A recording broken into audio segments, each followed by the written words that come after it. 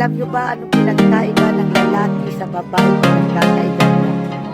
Ang lalaki nagiging mapagmahal, nagiging maalaga, nagiging faithful, nagiging loyal, nagiging responsible, at kahit nagkakaedad na, hot pa rin.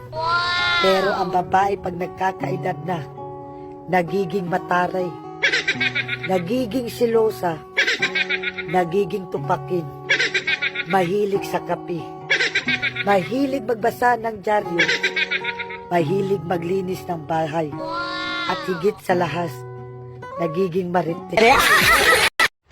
Alam nyo ba anong pinagkaiba ng lalaki sa babae pag nagkakaedad na?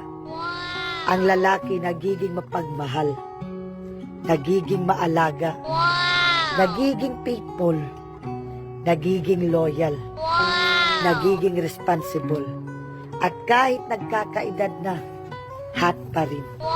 Pero ang babae pag nagkakaedad na, nagiging mataray, nagiging silosa, nagiging tupakin, mahilig sa kape, mahilig magbasa ng dyaryo, mahilig maglinis ng bahay, at higit sa lahat, nagiging marites.